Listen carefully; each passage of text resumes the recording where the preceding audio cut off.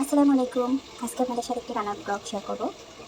আজকে আমি কী রান্না করেছি ওটাই দেখবেন। ছোট্ট একটা ব্লগ আপনাদের সাথে শেয়ার করব যে আমি কচু শাক রান্না করছি, তেল ছাড়া কচু শাক। তারপর অন্যদিকে মাছ রান্না করছি কাঁচামরিচ দিয়ে। শীতকাল আসা শুরু করেছে, একটু একটু কাঁচামরিচের তরকারি না খেলে তো আর হয় না। মাছটা অনেক স্বাদ হয়েছিল, টমেটো দিয়ে কাঁচামরিচ দিয়ে রান্না করেছি।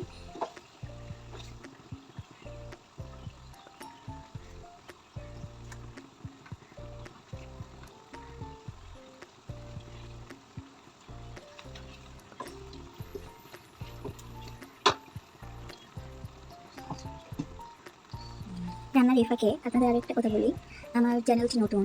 যাদের আমার ভিডিওগুলো ভালো লাগে আপনারা আমাকে লাইক করে কমেন্ট করে জানাতে পারেন আমার ভিডিওগুলো কেমন হয়েছে।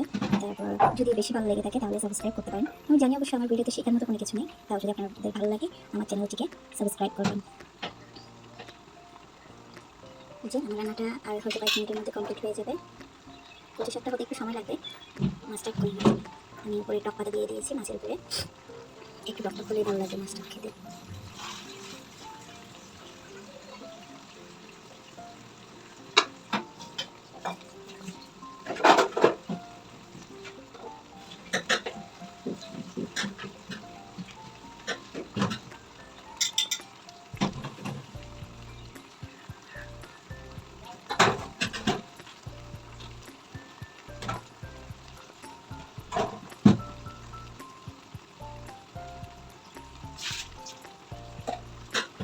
আমার এই মোমেন্ট টাচ পরিবারটা বড় করার জন্য আপনাদের সহযোগিতা আমার অবশ্যই প্রয়োজন। আপনাদের সাপোর্ট লাগবে।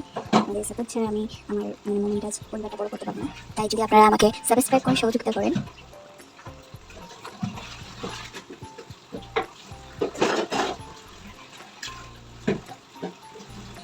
চ্যানেলটি ইনশাআল্লাহ একদিন অনেক বড় হবে।